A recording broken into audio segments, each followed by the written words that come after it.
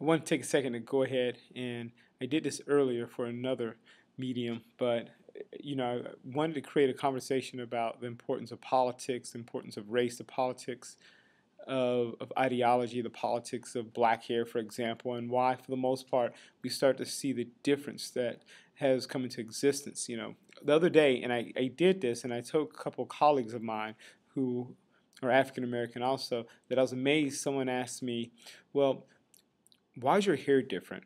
Why is it curly? Why the woolliness, I guess, of your hair? Why the kinks? And of course, I went on and I elaborated and said, oh, you mean why is my hair nappy, for example? And they said, no, no, no, I'm not saying nappy. I'm just saying, why is it different? And I went on to tell them, first of all, that you start to see this interesting element of hair going back to the 1960s and even before the 1960s too. But I think once you get to the 1960s, you start seeing this shift, this element of black pride, black people feeling good about who they are, black people really emerging and saying that, I'm black, I'm beautiful, there's something neat about my hairstyle, whether it's the fro that really brings about this woolly aspect that's there, whether it's the fade, the conditions such as the one I have here that we saw Brother Malcolm X have too.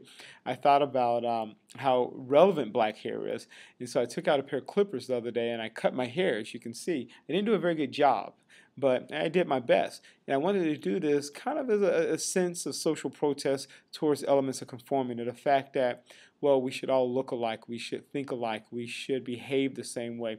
Because you're black, you have to identify with mainstream America, and I don't think that's really the case.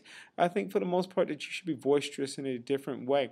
I like the bow tie. In many ways, there's some strong relationship to Malcolm X, but yet I like to sport the bow tie mainly because it denotes this sense of black liberalism, the fact that I am a bit of a leftist. I have a particular ideology that shapes my identity, that shapes my intellect.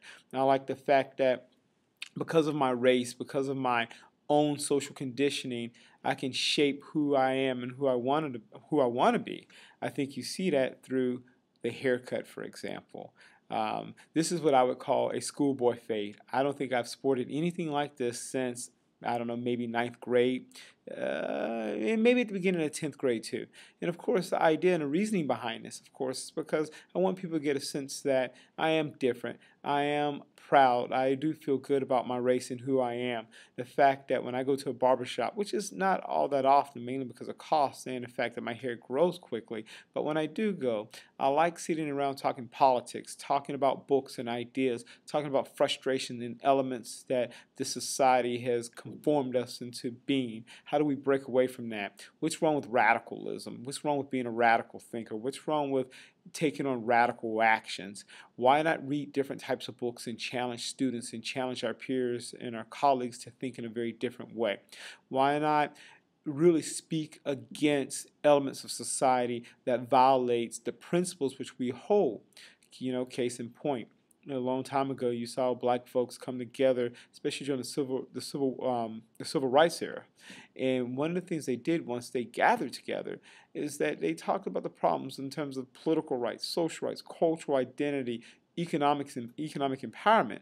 And yet, you see some of these same similar conversations taking place in a barbershop. Now, truthfulness, most brothers are talking about the ball game. What did the Lakers do? What did the Heat do last night? I understand that. But yet, when I find myself in that fold, I want to talk about the modern day problem of racism, the modern day problem of empowerment, the modern day problem of exploitation, for example. I want to talk about problems in a sense that why must minorities be seen as different because we hold different views and different values? Why must minorities have to shift to this right wing conservative element just so they can fit in and be a part of mainstream society? Why must they conform? Thus, I like the idea of embracing who I am in this cultural heritage by way of the hair. So a couple of us are going to spend the next couple of weeks doing a couple things a little different. And I think you're going to see a few different styles. So I'm going to introduce this blog post by way of this video. And I have a couple other videos that I'm going to present over the course of the next 2 weeks illustrating the radicalism of black hair and the significance of black empowerment. And the fact that you do see this modern black bourgeoisie culture that has emerged over a period of time that hold on to a bit of the socialist, leftist, particular ideologue that really defines who we are. So, something to think about, folks. All right, I'm going to call it quits here.